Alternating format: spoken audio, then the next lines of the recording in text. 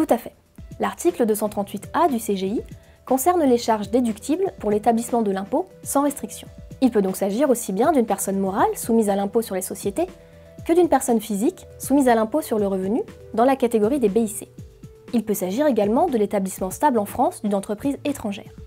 D'une manière générale, cette disposition s'applique à tout contribuable pour lequel l'assiette de l'impôt est déterminée sous déduction de l'une des charges énumérées par la loi, y compris si le débiteur est une société de personnes.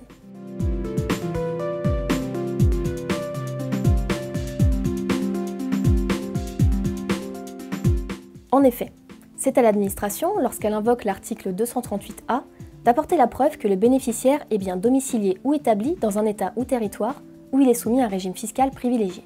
Le Conseil d'État l'a récemment rappelé à l'occasion de nouvelles affaires.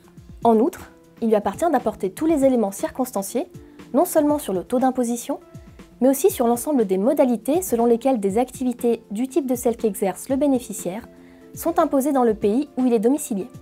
Dans l'affirmative, il appartiendra ensuite au contribuable d'apporter la preuve que les dépenses entrant dans le champ de l'article 238A correspondent à des opérations réelles et ne présentent pas un caractère anormal ou exagéré.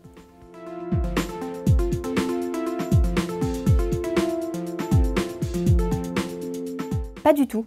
L'article 238A du CGI vise à la fois les entreprises ou entités étrangères non imposables et celles assujetties à des impôts sur les bénéfices ou sur les revenus, dont le montant est inférieur de 40% ou plus à celui de l'impôt sur les bénéfices ou sur les revenus, dont elles auraient été redevables dans les conditions de droit commun en France, si elles y avaient été domiciliées ou établies.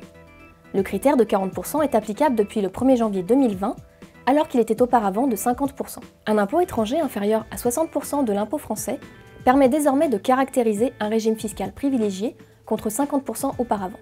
Il a été abaissé pour tenir compte de la baisse programmée du taux de l'impôt sur les sociétés et permet d'éviter que, par exemple, le taux irlandais de 12,5% ne permette plus de caractériser un régime fiscal privilégié lorsque le taux français sera, à terme, de 25%.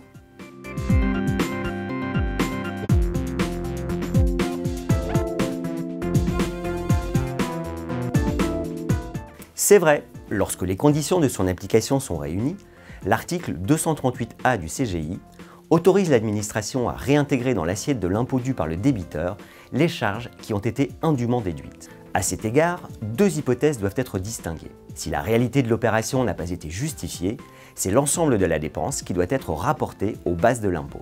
Si seul le montant de la dépense est contesté, ce n'est que la partie excessive ou exagérée qui doit être réintégrée.